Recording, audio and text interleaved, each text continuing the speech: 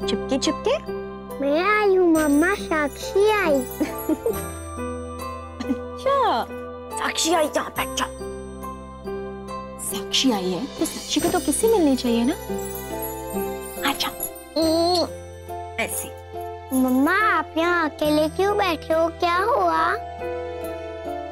हाँ भाभी, आप ऐसे यहाँ क्यों बैठे हो?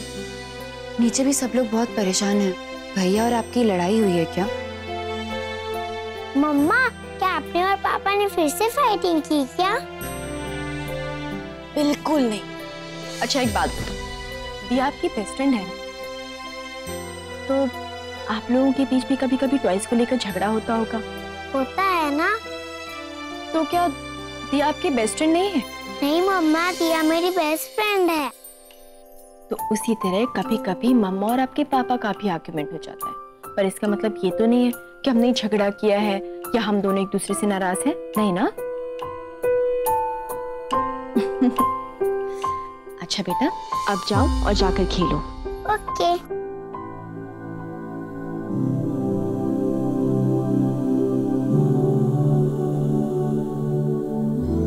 भाभी, भले ही आपके और भैया के बीच में छोटे मोटे झगड़े होते हों, लेकिन हम लोगों के लिए बहुत बड़ी बात है। सालों बाद भैया को अपना प्यार वापस मिला है। हम नहीं चाहते कि कोई भी प्रॉब्लम हो।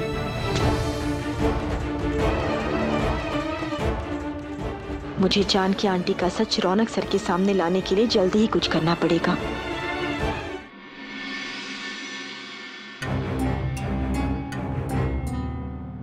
काजल बेटा, वो पुलिस ने केस बंद कर दिया है, ये पैसों का बैग भी वापस कर दिया है। इन्हें तिजोरी में रख दो, चलता हूं। मैं अभी आती हूँ।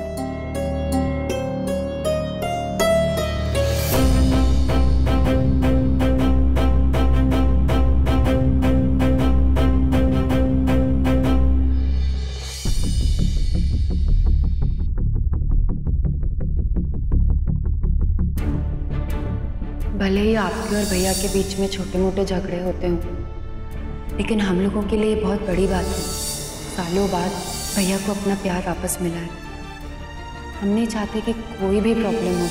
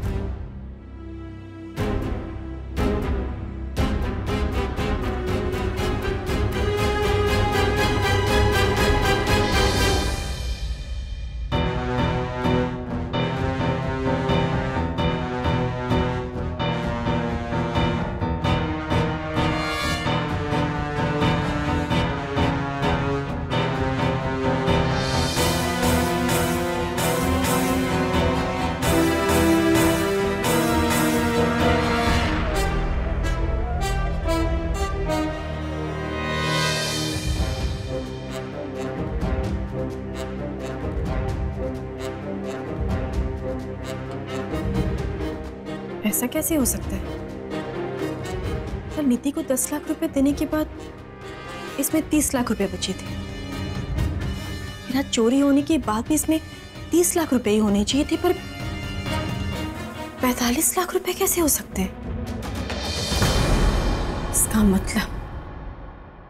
इसका मतलब मेरा शक सही। ये 15 लाख रुपए जरूर संकेत के, पर वो कहां से लेकर आया?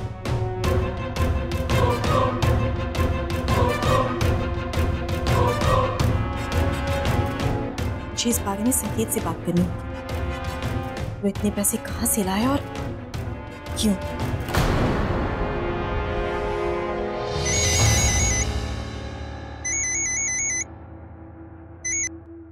हेलो,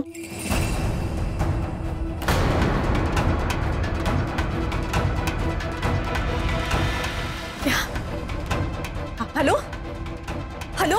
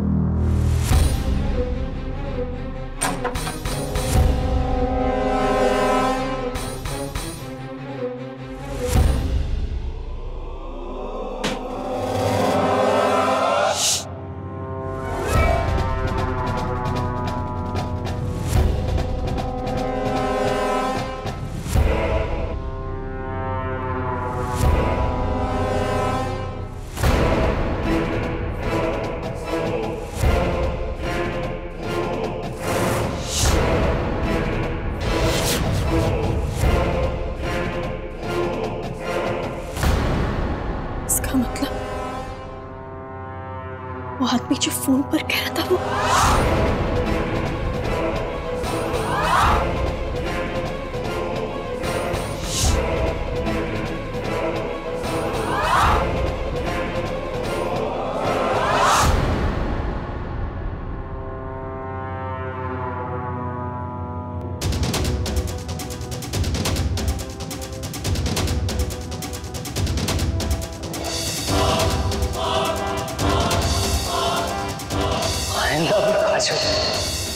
ट्रक के पीछे कोई बुरखे में खड़ा था, उसने ट्रक वाले को इशारा किया और ट्रक वाले ने गाड़ी को टक्कर मार दी।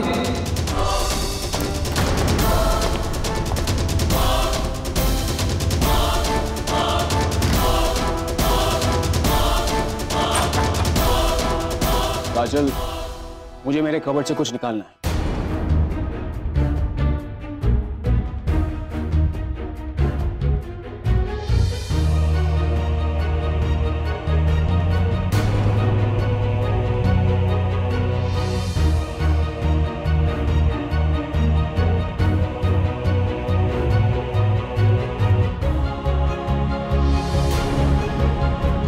तुमने मेरे कबर्ड से कुछ निकाला?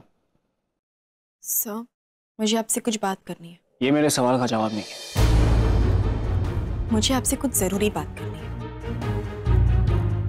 बोलो, क्या बोलना है? वो चाचा जी ने मुझे पैसों वाला बैग दिया जो पुलिस ने उन्हें वापस कर दिया। उसमें 15 लाख रुपए एक्स्ट्रा है। मुझे नहीं पता वो 15 लाख उसमें कहाँ से आए। अब मुझे ऐसा लगता है कि संकेत का इस बात से लेना देना जरूर है, क्योंकि जब मैंने नीति को पैसे दिए थे उसके पहले तिजोरी में 40 लाख रुपए थे। फिर ये 15 लाख रुपए कहाँ से आए? अगर आपको मेरी बात पर भरोसा नहीं है तो आप चलकर गिन सकते हैं। नहीं, इसकी कोई जरूरत नहीं है काजल, क्योंकि मुझे तुम पर इतना तो भरोसा है। आप समझ रहे ना? नहीं, मैं नहीं समझ। मुझे कुछ समझ में नहीं है। कभी तुम बोल रही हो कि संकेत बेगुनाह है, फिर तुम बोलती हो कि वो कुछ छुपाने की कोशिश कर रहा है। अब तुम ये बोल रही हो कि 15 लाख कहां से आ गए।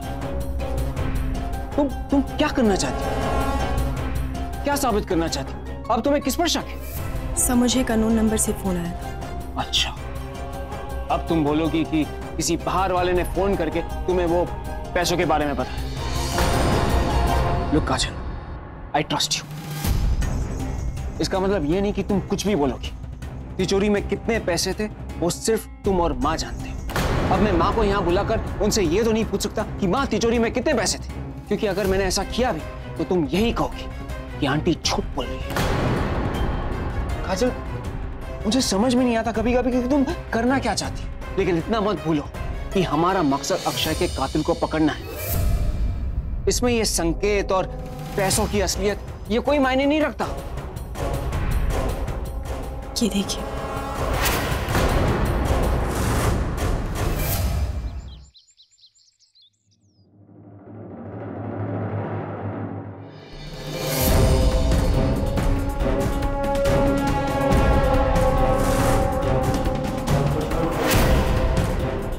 ये बुर्का मुझे आपके कबर्ड से मिला।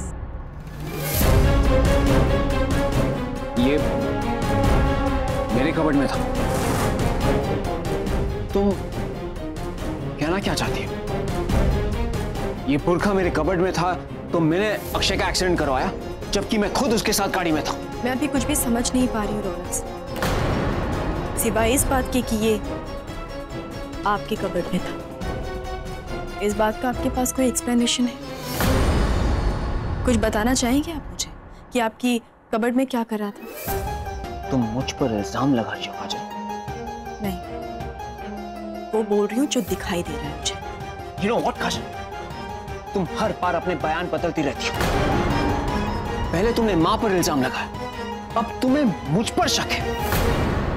मुझे लगा कि तुम अपने पति और मेरे दोस्त के कातिल को पकड़ने की कोशिश कर रही हो, लेकिन नहीं।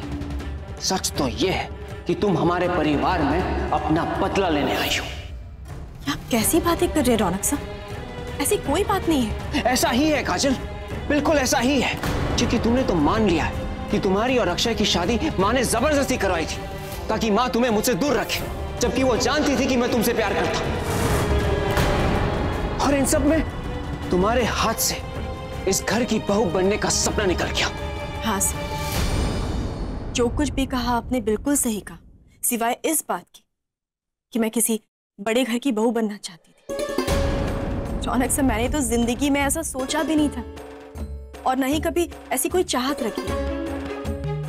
और आज भी यहाँ खड़ी हूँ आपके सामने अपनी मर्जी से नहीं, आपकी माँ के रचाए नाटक की वजह से मैं यहाँ खड़ी हूँ। बस काजल, बहुत हो गया। मैं अपनी माँ की बेगुनाही का सबूत लाकर दिखाऊंगा तो दिखाऊंगा, लेकिन बार बार उन पर उंगली मत उठाओ। उंगली आप मुझ पर उठा रहे, मेरी सेल्फ रिस्पेक्ट पर उठा रहे, मेरे कैरेक्टर पर उठा रहे।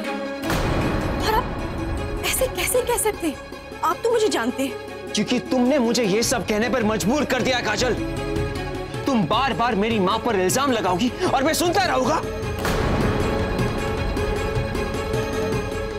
मुझे लगा था हम दोनों मिलकर अक्षय के कातिल को ढूंढ पाएंगे,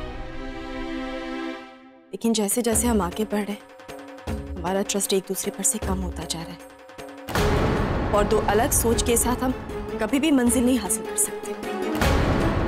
इसलिए मेरे लिए बेहतर होगा कि आज जाकर मैं ढाबे वाले से वो वीडियो क्लिप लेकर आऊं और वो मैं पुलिस को दे दूंगी और अब पुलिस ही सच का पता लगाएगी। तुम ऐसा कुछ नहीं करोगी। अगर तुमने ये बात पुलिस को बताई तो हमारे परिवार की बदनामी होगी, जो सही नहीं। किसी एक की गलती की वजह से हम सबको सजा मिलेगी। मेरे पास और कोई रास्ता नहीं है सिवाय इस बात की रौनक सर, मुझे आपकी माँ पर शक है और आप है कि कोई बात सुनना ही नहीं चाहती, और सुनेंगे भी क्यों? आपके साथ गलत थोड़ी ना हुआ है, मेरे साथ बुरा हुआ है।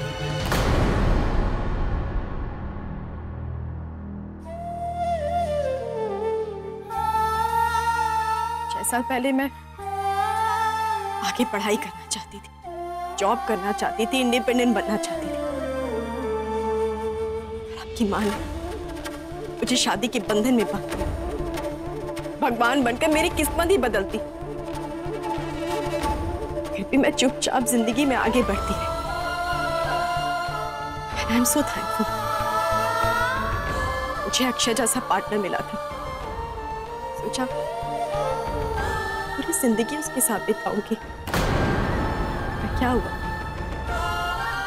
छिन गया ना वो भी मुझसे, दूर हो गया ना।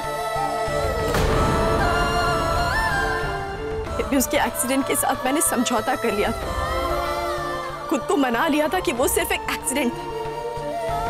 और अब जब मुझे ये पता लगा है कि वो मर्डर था,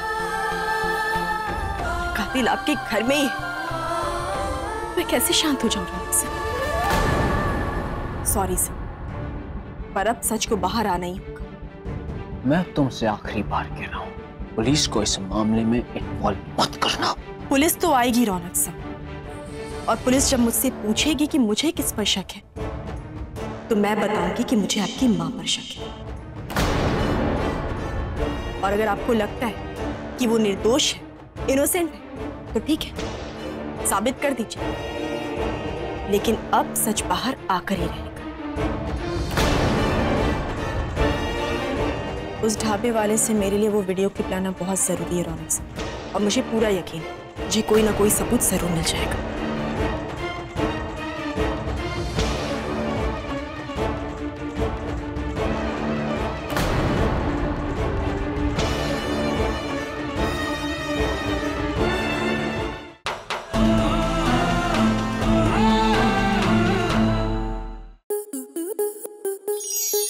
स्टार प्लस के YouTube पेज पर आने के लिए आपका धन्यवाद। अपने फेवरेट शोज देखने के लिए subscribe to Star Plus YouTube page and hit the bell icon.